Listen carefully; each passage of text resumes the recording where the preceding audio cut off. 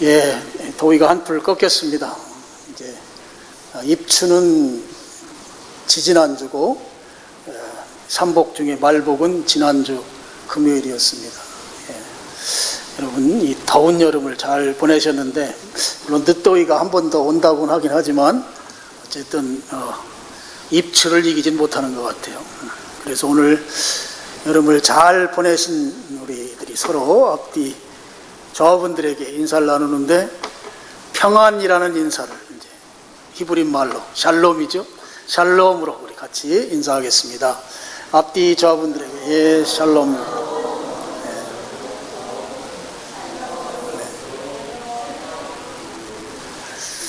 예, 감사합니다. 하나님께서 이스라엘 민족을 자기 백성 삼으시고 그들이 하나님이 의도하는 바대로 따라오지 않았지만 그럼에도 불구하고 하나님은 그들을 포기하지 않으신다, 버리지 아니하신다 하는 내용이 이제 11장 모두에 나오고 있습니다. 우리가 지난번에 그 버리지 않은 첫 번째 증거로 바울 자신을 이제 증거로 세워서 하나님께서 우리 민족을 버리지 않는다고 하는 것을 입증했습니다. 예. 바울 자체가 정통 유대인이죠. 예. 그리고 바울은 하나님께서 그를 구원할 만한 그런 전력이 없습니다. 그러니까 예수님 믿는 사람을 아주 극도로 박해했던 인물이었기 때문에 이제 바울 스스로도 나 같은 존재를 하나님이 구원해 주셨다면, 나 같은 존재를 하나님께서 만나 주셨다면 우리 민족, 나같이 동일한 피가 흐르는 이 민족도 하나님께서 구원해 주신다라고 하는 것이 이제 첫 번째 증거였습니다.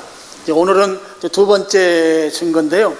하나님께서 이스라엘 민족을 포기하지 않고 버리지 않는 두 번째 증거는 이제 5절에 있는데요. 5절에 보면 이제 남은 자라는 말이 나와요. 남은 자. 남은 자 그랬더니 그 우리 교회 권사님 이름하고 비슷하다고.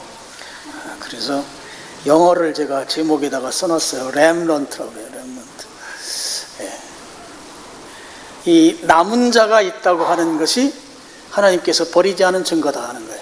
오늘 제가 이 부분을 말씀을 드리려고 합니다. 여러분이 남았다, 남은 자라고 하는 것은 하나님께서 구원의 역사를 쭉 이루어 가시는데 그 우리가 살아가는 그 역사라고 하는 것이 교회에 대해서 아주 심각하게 박해하는 시대도 있었고 또 교회가 그 사이에 이제 그 주류를 이루면서 그 세상 문화, 또 세상 그 유혹 속에 넘어지는 때도 있었어요. 이 두 가지가 교회가 하나님의 구원을 이루어가는데 굉장히 큰 장애였던 거죠. 한쪽은 박해, 한쪽은 세상 유혹. 그런 박해와 세상 유혹 속에서도 하나님께서 하나님의 구원을 이루시기 위해서 거기에 미혹되거나 넘어지지 않는 신실한 믿음의 사람들을 통해서 하나님의 구원 역사를 이루어 가신다라고 할 때 그 신실한 믿음의 사람들이 바로 남은 자입니다. 오늘 그런 이제 인식을 가지고 남은 자를 여러분 염두에 두시고 오늘 말씀을 들으면 좋겠습니다. 그래서 지금 하나님께서 이스라엘 민족을 버리지 않은 증거로 남은 자가 있다 하는 거예요. 남은 자가. 신실한 믿음의 사람들이 지금 나는 잘 모르지만 하나님께서 숨겨두셨다 하는 것이죠. 그래서 그 사실을 바울 시대의 사람들에게 설명하기 위해서 로마서 11장에 와서 바로 이제 엘리야 시대 이야기를 합니다. 엘리야 시대에 엘리야 말고 하나님께서 7,000명을 남은 자로 두셨다. 이게 바로 증거다 하는 거죠. 그래서 2절에 보면 2절 하반절에 너희가 성경이 엘리야를 가리켜 말한 것을 알지 못하느냐 그랬습니다.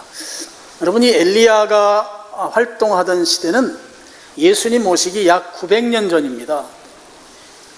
예수님 모시기 900년 전은 어느 시대인가 하면 남쪽하고 북쪽으로 우리나라 지금 남한 북한 나뉘듯이 나뉘어 있던 시대예요. 남왕국이 있고 북왕국이 있습니다. 근데 이 엘리야는 어디에서 활동했는가 하면 북왕국에서 활동했어요. 북왕국 어떤 왕 때인가 하면 아합이라고 하는 왕 때입니다. 근데 이 아합 왕 때 북왕국에 어떤 일이 일어났었는가? 아합의 아버지 이름이 오므리예요. 오므린다 이렇게 생각하고 이름 외우시면 좋아요. 이 오므리라고 하는 사람이 쿠데타를 일으켜서 왕이 됐어요. 왕이 되고 나서 자기가 북왕국을 지키기 위해서 주변 국가들하고 화친 정책을 펴옵니다. 이 평화 정책을 펴는데 평화 정책을 펴는 이제 가장 좋은 방법이 뭔가 하면 정략 결혼이에요. 그래서 이 오므리가 자기의 아들인 아합과 지중해변에 있는 그 베니게라고 부르죠. 그 시돈과 두로 지역에 있는 그 시돈 왕의 딸 이세벨과 정략 결혼을 시켜요. 그러면 시돈이라는 나라가 북왕국을 힘들게 하진 않을 거죠. 자기 딸이 시집간 나라니까. 근데 이 이세벨이라고 하는 여자가 아주 사나운 여자예요. 이세벨의 아버지 이름이 엣바알입니다. 엣바알. 바알이라는 말이 들어가잖아요, 이름에. 이 엣이라는 말은 영어로 하면 위드예요. 그러니까 바알 신과 함께 사는 자라는 뜻이에요. 그러니까 이게 고대 이 시돈 국가, 이 두로 시돈의 그 왕으로서는 요즘 말로 말하면 재정일치의 군주였던 거예요. 본인이 바알 신의 제사장이면서 동시에 그 나라의 정치적인 그 권력가였던 것이죠. 그런 그 아버지 밑에서 이 이세벨이라고 하는 이 여자가 북왕국의 아합 왕에게 시집을 온 것입니다. 근데 이 시집을 오면서 혼자만 조용히 오면 괜찮은데 누구를 데리고 오는가 하면 그 나라는 그 국가신이 바로 바알이기 때문에 그 바알을 섬기는 그 사제들을 데리고 와요.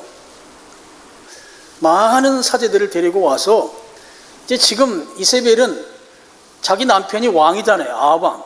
이 왕의 권력을 등에 업고 이 바알신 사제들을 통해서 아주 적극적으로 포교 활동을 합니다.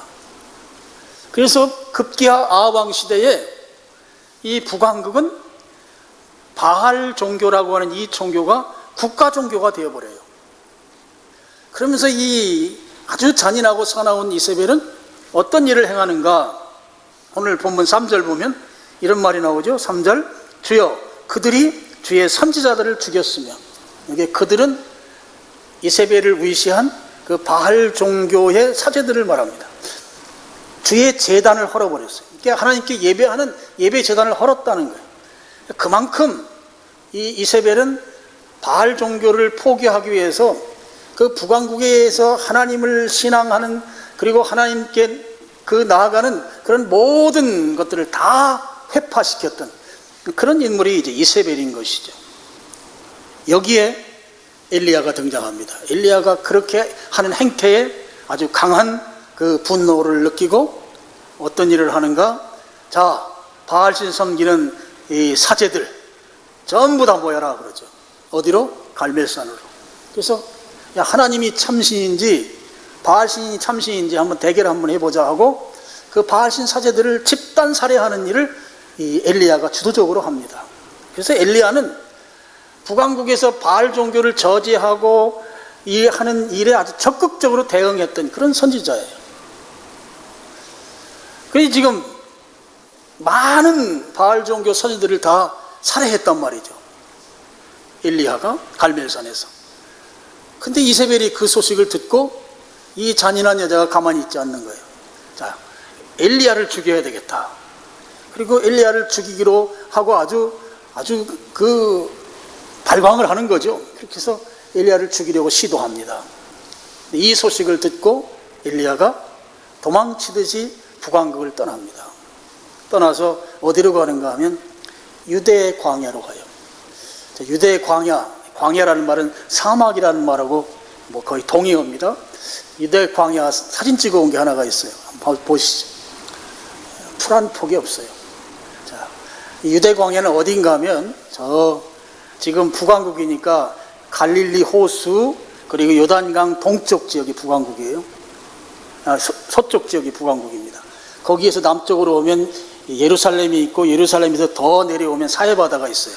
사해바다 서쪽과 사해바다 밑쪽이 전부 다 광야 지역입니다. 거기를 유대 광야라고 불러요. 자, 여기로 도망친 거예요. 여러분, 광야로 도망쳤다고 하는 것은 한편으로는 살고자 하는 그런 마음도 있지만 한편으로는 나 이제 그만 살고 싶습니다 하는 게 양가 감정이 같이 있는 거예요. 저기 가서 어떻게 살아요? 살 수가 없어요. 그런 지역으로 지금 이 엘리야가 도망쳐 온 것입니다. 도망쳐 와서 이제 뭐라고 합니까? 자, 2절 마지막 부분에 보면 그가 이스라엘을 하나님께 고발하되 그랬어요.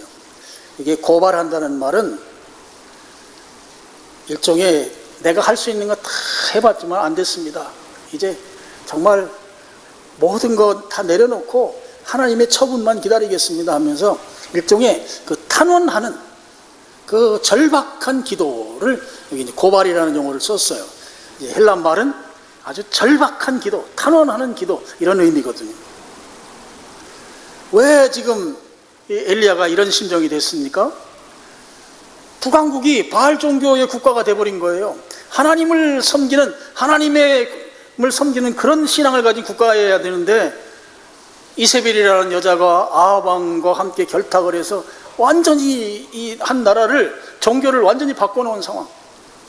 그러니까 하나님을 믿는 사람들이 한 사람도 없는 이 상황에서 그야말로 엘리야는 나름대로 대응한다고 했지만 결과적으로 자기가 대응할 수 없는 상황이 돼서 거의 자포자기 심정으로 지금 이 광야로 나와서 뭐라고 해요? 저 사람들이 하나님 믿는 이 신앙의 모든 틀을 다 뒤집어 엎었습니다. 북왕국은 바알 종교의 나라가 돼버렸습니다. 하나님을 섬기는 자는 찾아보니 나 혼자밖에 없습니다. 그런데 나도 죽이려고 합니다. 이게 3절에 나오죠. 주여 그들이 주의 선지자들을 죽였으며 주의 제단들을 헐어버렸고 나만 남았는데 내 목숨도 쳤나이다. 이제 제가 살아야 될 이유가 없습니다. 나 혼자 남아서 뭘 하겠습니까? 그러니까 광야로 나올 때 그 광야에 자기가 나오는 그 과정 자체가 더 살고 싶은 마음이 없는 양가 감정인 거예요. 이세벨에게 죽기 싫은 마음도 있고 그리고 더 이상 살아야 희망도 없고. 우리가 열왕기상에 보면 이제 천사를 통해서 이제 구운 떡과 물을 갖다 먹이면서 이 엘리야를 원기를 회복시켜서 시내산으로 보내잖아요. 그런 내용은 나오지 않았지만 저 광야에서 하나님이 직접 개입하셔서 그를 살려내는 것이에요. 자, 그럴 때 그렇게 나만 남았어요. 이제 나 소망이 없어요. 내가 더 이상 살아야 될 이유가 없습니다. 나 이제 그만 데려가셔도 돼요. 삶의 모든 희망의 끈을 다 내려놓고 그렇게 절박한 표현으로 3절에 하나님께 그렇게 기도했을 때 그때 4절에 하나님이 응답을 하시는데 그 응답이 이제 4절이죠. 내가 나를 위하여 바알에게 무릎을 꿇지 아니한 사람 7,000명을 남겨뒀다 그랬습니다. 이게 무릎을 꿇다라는 말이 무슨 말인가 하면 이 무릎 꿇는다는 표현은 우리 이제 구약 성경에 그 예배라는 구체적 용어는 안 나와요. 그러면 그 행위들을 나타내는 표현들이 구약에 나오거든요. 그 행위로 이제 예배를 이제 우리가 표현하는 거예요. 여기 무릎 꿇는다는 말은 예배한다는 거예요. 그러니까 바알 신에게 예배하지 않는 사람들, 그러니까 신실하게 믿음을 지킨 사람들이에요. 그 사람들 내가 7,000명 남겨놨다. 무슨 얘기예요? 지금 너 혼자라고 그렇게 자포자기하고 있는가? 야, 절망하지 마. 포기하지 말라고. 내가 나만 믿고 나를 신실하게 섬기는 사람 7,000명이 따로 있다. 그러니까 이 사실을 통해서 하나님이 북왕국 바알 종교로 뒤덮여서 온통 하나님을 잃어버리는 것 같은 그 나라를 하나님이 결코 버리지 않는다라고 하는 그 사실을 엘리야에게 가르쳐 줬던 것이죠. 네, 다시 5절로 가겠습니다. 5절 보시면 그런즉 이와 같이 지금도 은혜로 택하심을 따라 남은 자가 있느니라. 이와 같이는 엘리야 시대에 7,000명을 남겨두신 것과 같이 바울 시대에도 남은 자가 있다 하는 거예요. 여러분, 그 유대인들은요, 그 민족 의식 속에 남은 자 의식이 있어요. 남은 자 사상 또는 남은 자 의식이라고 불러요. 보편적으로 그런 의식을 가지고 삽니다. 우리 민족이 가지고 있는 그 보편적 의식이 있잖아요. 예를 들면 단일 민족이다, 우리는. 그런 의식들이 있습니다. 그리고 일본은 무조건 싫다, 이런 거 있어요. 이제 민족 감정이죠. 예전에 초등학교 학생들도 일본 싫다고 하더라고. 그런 거 보니까 우리 민족 감정이 일본을 싫어하는 감정이 있어요. 이런 의식이 있단 말이에요. 근데 유대인들에게 뭐가 있는가 하면 남은 자 의식이 있어요. 이 남은 자 의식이 그들 속에 그렇게 의식으로 구체화된 것은 언제인가 하면 바로 북왕국 멸망기예요. 북왕국이 아수르에게 망하거든요. 그때가 BC 8세기입니다. 722년에 망하는데, 그때 그 나라가 굉장히 위기 상황일 때, 그때 하나님께서 그런 나라가 망하기 전에 하나님은 늘 선지자들을 보내세요. 이사야도 마찬가지죠. 그 당시 선지자입니다. 그 선지자들을 보내가지고 나라가 망하기 직전에 메시지를 그들에게 선포하는데, 그 메시지는 이런 것입니다. 회개하고 돌아오라는 거예요. 돌아오면 안 망한다. 또 회개하고 돌아오지 않더라도 나라가 망할지언정 하나님께서 이 민족을 버리지 않는다. 이게 당시 선지자들이 선포했던 메시지의 핵심입니다. 지금 너희들 그렇게 우상을 섬기는 그 삶을 계속 살 것인가? 거기서 돌아와라. 돌아오면 내가 너희들 회복시켜 주겠다. 돌아오지 않아서 멸망할지라도 하나님은 나라는 망할지언정 이 민족은 결코 버리지 않는다. 이게 당시의 메시지죠. 예레미야 같은 경우가 대표적으로 바벨론의 포로로 잡혀갔을지라도 하나님은 이 민족을 반드시 다시 돌아오게 할 것이다. 그런 메시지를 선포했던 선지자들입니다. 당시에 그런 선지자들의 메시지를 그들이 들었어요. 듣고 그들은 그 메시지대로 살지 못했어요. 그래서 망했어요. 망했는데 하나님께서 다시 그 나라를 일으키는 것을 그들의 역사 과정을 통해서 경험한 거예요. 하나님이 완전히 망해서 포기한 게 아니고 그들을 다시 이렇게 세워서 하나님의 구원 역사를 이루어 가신다. 지금 유대인들이 굉장히 자부심을 느끼는 이 남은 자 의식은 지금 현대 유대인들도 동일해요. 여러분, 이 이스라엘이라는 나라가 로마 제국에 의해서 식민지로 있다가 여러분 AD 70년에 완전히 망했습니다. 그 뒤에도 한 70여 년 나라를 유지하려고 애썼지만 안 됐어요. 그러니까 70년에 망한 거죠. 망하고 이 나라가 다시 재건이 되는데 언제 재건됐어요? 1945년도에 재건됐어요. 우리나라 광복한 해 5월 10일일 거예요. 5월 10일 날. 우리는 8월 15일. 여러분, 1400년 가까운 이 세월 이후에 다시 나라가 복구된다고 하는 건 그들 속에 하나님이 우리 민족 버리지 않았다고 하는 이 남은 자 사상, 남은 자 의식이 그들을 아주 견고하게 붙들고 있어요.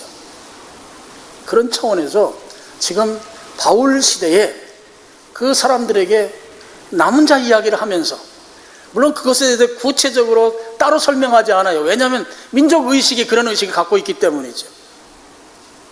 그런 사상을 가지고 있는 그들에게 하나님께서 우리 민족을 결코 멸망시키지 않는다. 왜? 하나님은 남은 자를 두셔서 그들로 하여금 하나님의 구원을 성취해 갈 것이다. 지금 그 이야기를 5절에서 지금 하고 있는 것입니다. 그러면 우리가 성경을 한번 찾아봐야 되잖아요. 바울 시대에 하나님께서 유대인들 가운데 남은 자를 두셨는지, 이게 성경에 어디에 나오는지 제가 찾아보니까 성경에 나와요. 자, 사도행전 21장 20절인데 몇 명이나 남겨놨는지 한번 거기에서 여러분 읽으면서 한번 보세요. 같이 읽겠습니다. 그들이 듣고 하나님께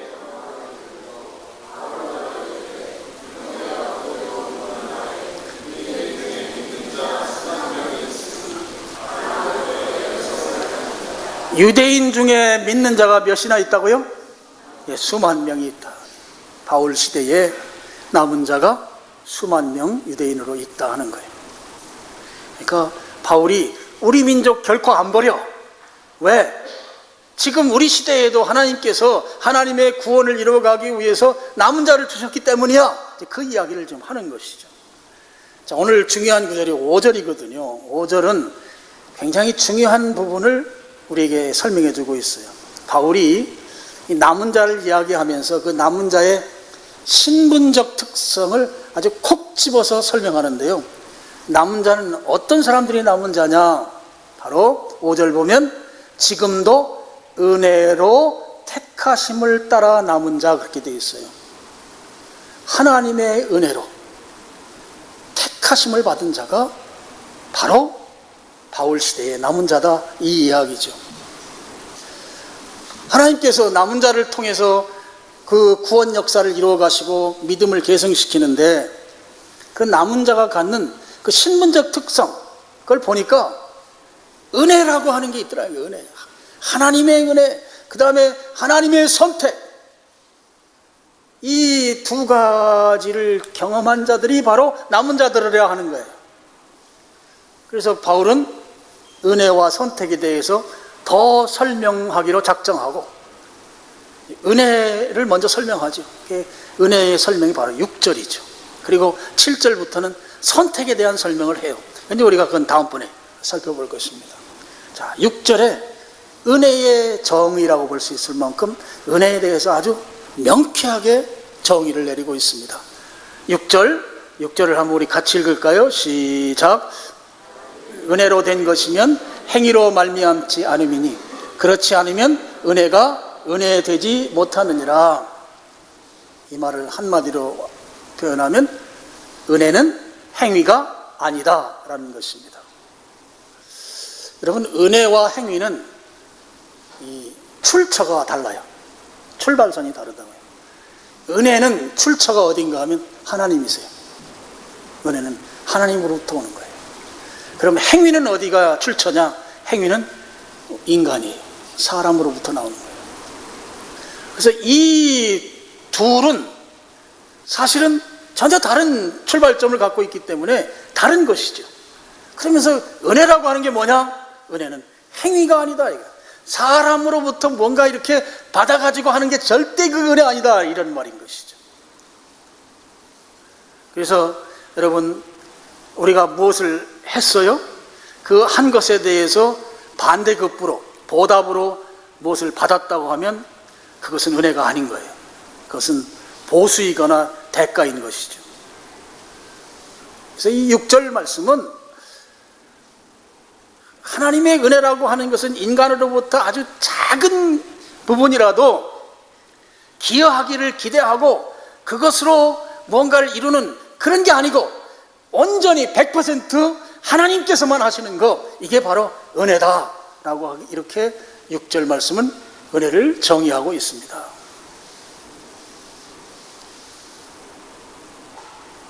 오늘 5절에서 우리는 굉장히 중요한 요소를 우리가 깨달아야만 오늘 이 말씀이 우리에게 은혜가 됩니다. 5절에 바로 남은 자를 소개하면서 그 남은 자가 바로 은혜로 택하심을 입었다고 하는, 여러분, 은혜로 택하심을 입었다고 하는 이 표현 속에는 혈통이 유대인이기 때문에 하나님께서 그들을 남은 자로 다 세웠다, 이 말이 아니라는 것이에요. 오늘 이 개념을 우리가 가지고, 자, 여러분 이런 거 한번 생각해 보셔야 합니다. 우리가 세상을 살아가는데 세상을 살아가는 아주 중요한 이치가 두 가지가 있어요. 세상을 살아가는 이치. 하나는 인과의 법이라는 거예요. 인과의 룰. 또 하나는 은혜의 법, 은혜의 룰이에요. 이 두 가지 법이 있습니다. 자, 인과라고 하는 게 뭔가 하면 어떤 현상, 어떤 결과가 있어요. 이 결과는 반드시 그에 상응하는 원인이 있다라고 믿고 살아가는 세상 가치관입니다. 대부분의 과학 법칙이 여기에 적용됩니다. 과학은 원인 없는 결과가 없습니다. 여러분, 종교에도 인과의 룰에 적용된 종교들이 있어요. 세상 종교 거의 대부분이 거기에 속합니다. 선을 많이 쌓으면 천국이라고 해도 좋고, 극락이라고 해도 좋고, 진선미에 이른다고 해도 좋고, 어떤 좋은 데 간다 이것입니다. 바로 인과의 법칙이 적용된 종교들인 것이죠. 자, 유대인들의 삶은 어떠냐? 유대인들도 역시 인과의 룰에 적용된 삶을 살았던 거예요. 율법을 지켜야 구원받는다. 율법을 지켜야 의에 이른다. 그러니까 그들은 헌신의 힘을 다해서 율법을 지켰던 거예요. 특별히 막 안식일 규례 같은 거 지키기 위해서 그들이 얼마나 편법을 쓰기도 했지만 수고를 했습니까? 인과의 법을 따른 것이죠.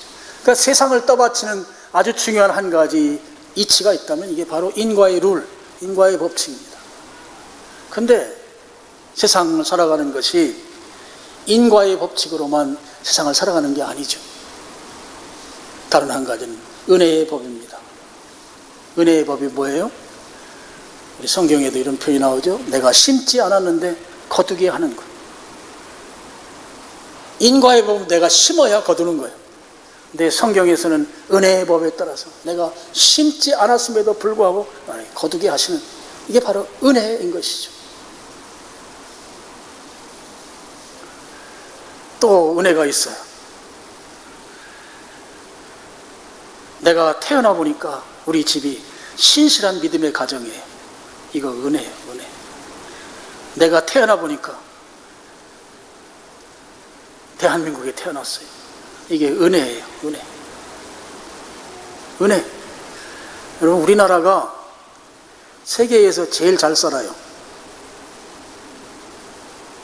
요즘 주식값이 떨어져갖고 힘드신 거 아는데 세계에서 제일 잘 산다니까요. 제가 그래도 꽤 여러 나라 가봤는데 세계에서 제일 잘 살아요. 정말 미국보다 잘 살아. 뭘로 할 수 있는가? 화장실로 할 수 있어요. 화장실을 보면 미국 사람들보다 우리나라 화장실이 훨씬 좋아. 미국 사람들이 와가지고 엉덩이가 따뜻하면 깜짝 놀란다잖아요. 정말이에요. 이건 제가 농담으로 하는 말이에요. 세계에서 제일 잘 사는 나라. 이 나라에 여러분 태어났습니다. 그리고 여러분 미사강변교회를 만난 게 은혜요, 아니요? 대답 그렇게 해주셔서 고맙습니다. 여러분, 좋은 교회를 내가 선택합니까? 은혜죠, 은혜. 은혜입니다. 성경에서 중요한 은혜가 있어요. 내가 죄를 지었어요. 죄의 값은 사망이요. 사망으로만 이 죄를 값을 치를 수 있는데 내 대신 죄값을 치러주신 거예요. 하나님께서 예수님을 십자가에 매달게 하셔서. 이거 은혜요, 아니요? 은혜요. 여러분, 세상을 돌아가게 만드는 이치가 인과의 법만 있다고 믿는 것이 세상 종교이고요. 유대인들이 그랬고요. 지금도 여전히 그것을 믿고 살아가는 사람들이 세상 사람들입니다. 근데 우리는 또 다른 방식, 인과의 법을 무시하는 건 아니에요. 근데 인과의 법을 초월해서 우리의 삶을 주장하는 은혜의 법이 있다 하는 것을 믿는 사람들이에요. 그래서 인과의 법만으로 세상을 살아가는 사람들은 이 은혜의 법을 이야기하면 도무지 이해하지 못합니다. 받아들이지도 못해요. 여러분, 은혜의 법에 충만한 은혜를 드리길 축원합니다. 심지 않았는데 거두는 것, 공짜 좋아한다고 해요. 은혜가 공짜요. 그런 건 좋아하셔도 돼요. 할렐루야. 네. 자, 말씀의 결론입니다. 네, 바울은 이스라엘 민족이 버림받지 않았다고 하는 사실을 이 남은 자를 근거로 해서 지금 설명하고 있습니다. 그런데 중요한 사실은 그 남은 자에 대해서 뭐라고 앞에다가 한정적인 표현을 했는가 하면 하나님의 은혜로 선택받은 자가 남은 자다라고 했습니다. 자, 그렇다고 하면 하나님의 은혜로 선택받은 자라고 했을 때 이것은 혈통이 유대인들 가운데에서만 제한적으로 남은 자가 있느냐? 그게 아니라고 하는 것입니다. 오늘 유대인이 아닐지라도, 유대인이 아니라고 하면 오늘 대한민국에서 신앙생활하는 우리들도 여기에 속하겠죠. 그들이 아닐지라도 하나님께서 남은 자로 그리스도인들을 세우셔서 그들로 하여금 하나님의 구원의 뜻을 성취시켜가는, 유대인이 아니지만 하나님의 은혜로 선택한 자들이 이 땅에서 하나님의 그 구원을 이루어가는 그 사람들로 하나님이 세우셨다 하는 거예요. 이게 바로 남은 자입니다. 그래서 우리가 5절을 혈통적으로 유대인으로만 제한할 필요가 없는 거예요. 왜냐하면 그 앞에 하나님께서 은혜로 선택했다고 하는 이 표현이 들어있기 때문에 그런 것이죠. 자, 그런 차원에서 여러분, 저와 여러분이 하나님의 남은 자가 되기를 소망합니다. 대한민국이, 특별히 우리나라 교회가 한국 사회에서 이게 주류 종교가 되다 보니까 사회적으로 많은 지탄을 받고 있는 것이 작금의 현실이에요. 무엇 때문에 비난받는지 우리가 알고 있습니다. 그러다 보니까 이 복음 전도하는 것도 좀 어려워요. 그런 것들이.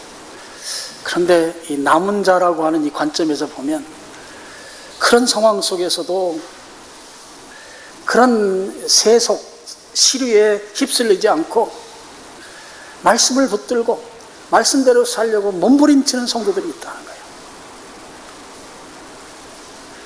말씀대로 사는 성도들이 모여서 이룬 교회도 있다는 것이에요. 시류에 휩쓸리지 아니하고 하나님의 말씀이 전부인 줄 알고 그 말씀을 따라서 살려고 하는, 그렇게 몸부림치면서 애쓰는 성도들, 또 그렇게 몸부림치며 애쓰는 교회가 있다 하는 것입니다. 몸부림치며 애쓴다고 하는 말 속에는 가로 열고 손해본다 가로 닫고 손해보는 게 있어요. 손해보지 않으면 이 세속 시류에서 말씀대로 살 수 있는 남은 자가 될 수 없어요. 저는 오늘 우리 교회가, 또 여러분이 그런 성도가 되기를 축복합니다. 저는 목회를 하면서 그런 사명 가지고 사람 드러나지 않고 주님 드러나게 하는 교회 세우겠다고, 지금 목회 그래도 우리 교회 온 지가 이제 20년 가까이 되고, 또 제 목회가 거의 40년 되는데 그렇게 제가 지금까지 살아왔던 것 같아요. 주님이 드러나야지. 내가 좋으면 안 되지. 내가 손해보고 내가 좀 억울한 일 당하고 그래도 주님이 드러나게 만드는 사람들이 남은 자라요. 남은 자. 오늘 우리들 모두가 하나님께서 하나님의 그 구원을 성취해 가는데 은혜로 선택받은 남은 자가 되기를 축원합니다. 그래서 여러분이 남은 자로서 세상하고 타협하지 말고 꿋꿋하게 그 믿음 지켜서 하나님이 쓰시기에 적당한 자들로 오늘 말세를 향해서 아주 계속선을 탄 것처럼 이렇게 빠르게 진행해가는 역사 속에서 여러분이 하나님의 구원을 이루어드리는 남은 자로서의 사명을 충실하게 감당하는 여러분 되기를 주님의 이름으로 축원합니다. 기도하겠습니다. 아버지 하나님 감사합니다.